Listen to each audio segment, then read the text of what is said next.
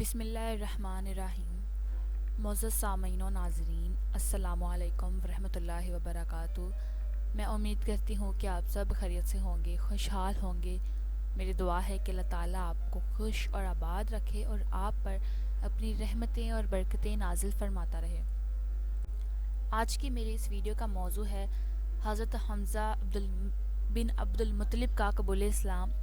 اس سے پہلے کہ میں ویڈیو کا باقاعدہ آغاز کروں، آپ لوگوں کے ساتھ یہ واقعہ بیان کروں، جو ناظرین میرے چینل پر نئے ہیں وہ کائنڈلی چینل کو سبسکرائب کر دیں اور بیل آئیکن کو پریس کر دیں تاکہ اپلوڈ ہونے والی ہر نئی ویڈیو، نئے واقعات کا نوٹیفیکیشن آپ کو ملتا رہے۔ ویڈیو کا موضوع ہے حضرت حمزہ بن عبد المطلب کا قبول اسلام۔ حضرت حمزہ حضور صلی اللہ علیہ وآلہ وسلم کے چچا تھے اور لگ بھگ ان کے ہم عمر ہی تھے۔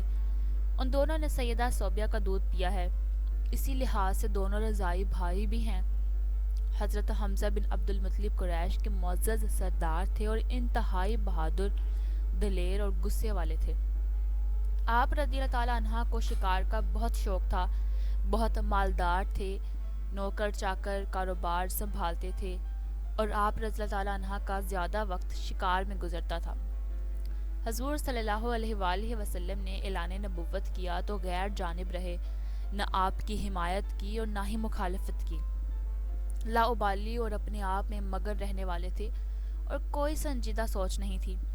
آپ نے نبوت کے چھٹے سال یعنی کہ 6 نبوی میں اسلام قبول کیا اور اسلام قبول کرنے کی وجہ ایک خاص واقعہ بنا۔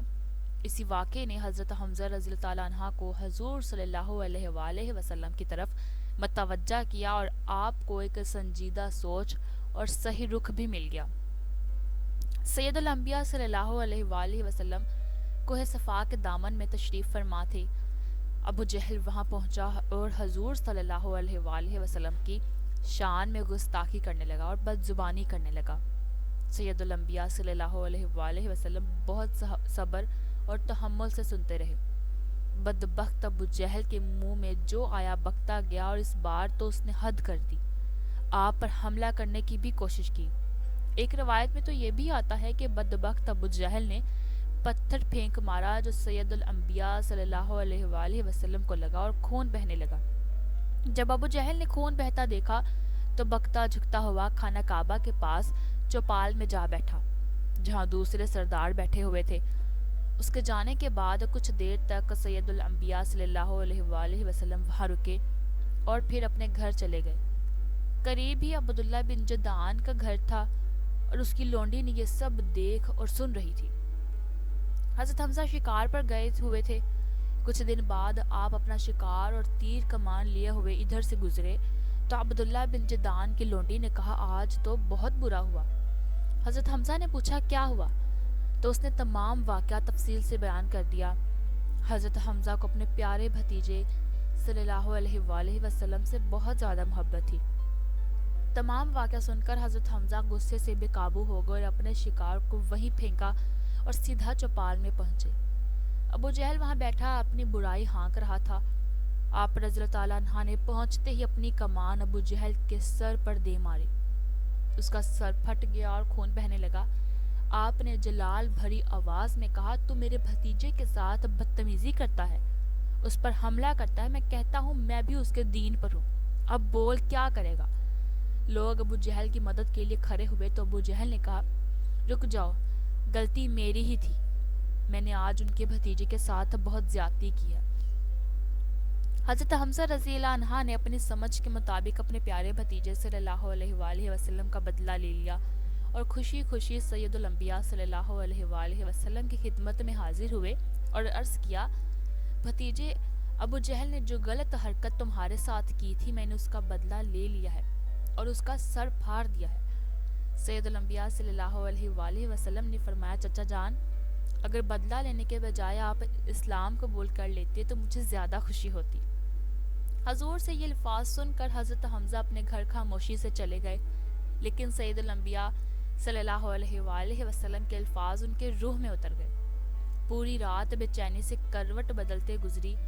جب کسی طرح اضطراب اور بے چینی دور نہیں ہوئی تو خانہ کعبہ کے پاس پہنچ کر اللہ تعالیٰ سے دعا مانگی، اے اللہ تعالیٰ، حق کے لیے میرا سینہ کھول دے، اور اس شک اور تردد کو دور فرما۔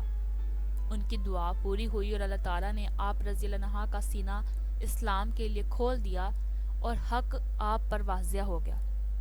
صبح ہوتے ہی سید الانبیاء صلی اللہ علیہ وآلہ وسلم کی خدمت میں حاضر ہوئے اور اسلام قبول کر لیا۔